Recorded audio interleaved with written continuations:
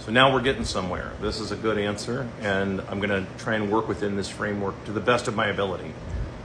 It's a great question, and it's one that I've kind of heard before in the past. In fact, I used to have an employee a long time ago. She was this really nice girl. I don't want to say she was like 20 or something like that. And she would always ask these really brilliant questions. But I would end up having to do like a 20-minute history lesson to try and bring her so she could understand the answer. I'm not going to spend 20 minutes on this, so don't worry about it. But I am going to try and start with the first little bit here where you're talking about, you know, breaking out of this idea, this sort of corporate oligarchy that we all are currently living within, and working together in a collaborative or communal fashion. The challenge with it is that not everybody has the same vision for what, or the same version of what that means. I'm not talking about working together and saying, okay, let's end this, right? That people actually can do. They can say, hey, listen, let's agree that we don't want this. That's the idea of negative rights. In fact, that's actually how our Constitution is written. Congress shall not do blah, blah, blah, right? They shall not do anything to inhibit free speech, for example. So we can agree that we don't want something. It's near impossible to get a large group of people to agree on something. That's near impossible. In fact, it's almost impossible to get even 10 people to agree on what everybody wants. They all want the same or very similar type of existence, particularly when you're talking about it on a cultural level, because that's really what we're discussing here. So it's where two things come from. Number one is borders, number two is money. And let me explain this. Borders come from a culture who just says, hey, we have this really nice life here. There's 1,000 of us or 500 of us or something like that. We live in this little area. We have a river running through our so we've got clean water. We've got, you know, we kind of have all of our needs met. We can do agriculture, and we can do, you know, we're like Amish, right? And we have picnics on the weekends and so on. You know, the women folk make this huge spread of food, and the men, you know, go build barns and what have you, right? And it sounds like this like nice little paradise, right? But not everybody wants that. And so we then have to say, okay, well, how about this? We'll do our thing on this side of the river, you go on that side of the river, and we'll just leave you alone. We just agree to leave each other alone. But we can still have some kind of trade which requires some way to facilitate trade. Enter the idea of money. So we're not talking about dollars yet. We haven't even got that far. We're just talking about the idea of money, the idea of being able to exchange something for something. That way we don't run deficits. And we don't have to like worry about credit or anything like that. We're just it's a 1-to-1 ratio. I don't want to get too far off into the weeds. I have like hundreds of videos on that. But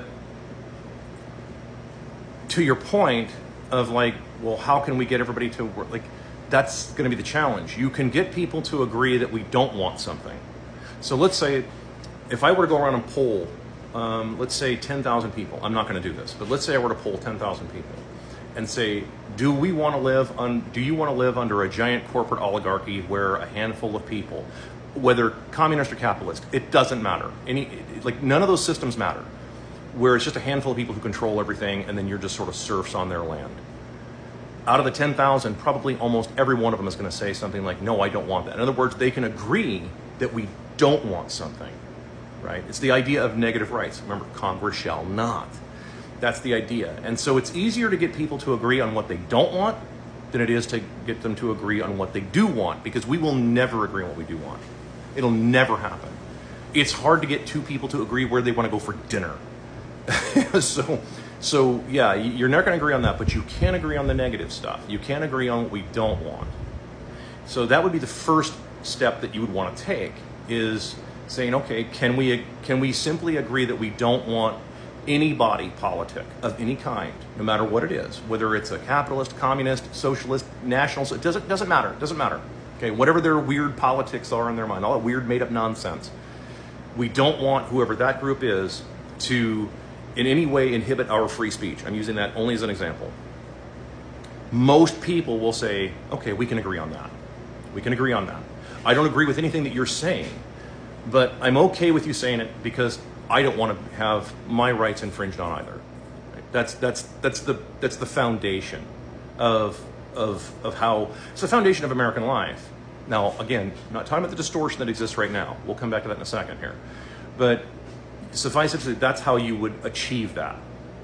So if you want to know how you get a lot of people together to work together collectively, the only way you're going to do that is be able to convince them that we're saying, okay, listen, we don't want this.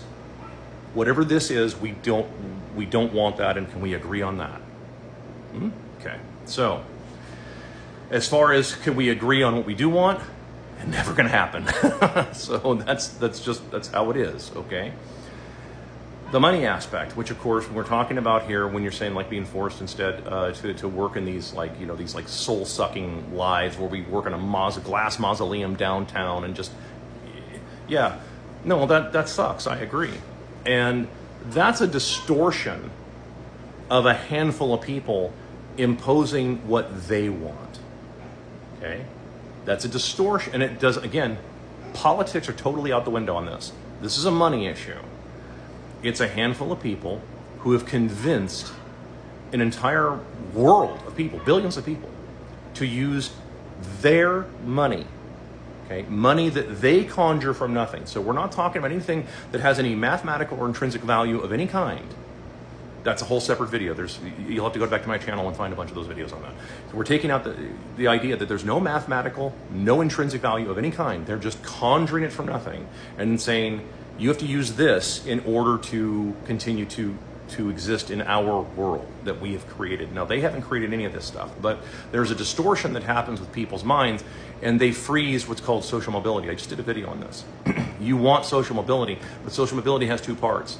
The up part and the down part, meaning the people who work their way up, but there's also the people who start at the top and work their way down. And that's the part that's missing. There's a bunch of people that are not working their way down anymore. They've locked everything up. And that's a problem. So, and how did they do that? Well, it's just what I was just talking about. They've convinced everybody to keep using their money as opposed to using something that has intrinsic or mathematic value. Either one, or both, ideally. But that's what you'd be after to achieve that.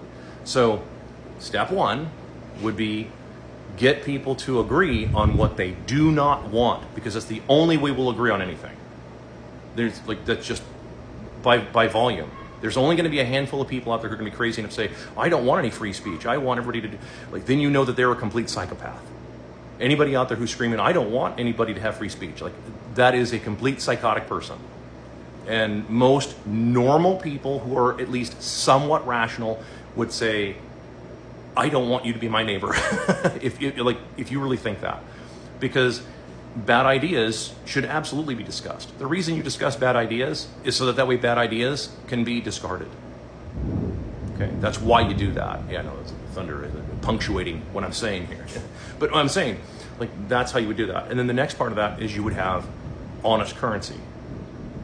That keeps everybody honest. Honest currency keeps everybody honest. That means that going forward, there's no way for anybody to create these huge distortions that exist right now, where we do have a bunch of people working way too many hours, in my view. Especially when you consider that how things have kind of worked out. It really doesn't take that much. There should be a lot more people doing a lot of volunteer work, frankly. But volunteer just means that. It means volunteer. It means you cannot force them. You can cajole, you can make your case, you can persuade, but you can't force. And you can't, that would be 100% wrong. You wouldn't want to do that. That creates this distortion because you're right back into it. And even if your idea is altruistic, our fiction is full of stories of people who started off altruistically, who just wanted to do something great for humanity, and they end up unaliving 100 million people doing it because it doesn't work like that. That's not how people operate. That's not how anything works on this planet. You have to be able to allow people to make really big mistakes and hopefully limit them to their mistakes, not everybody else's. I hope that answered your question.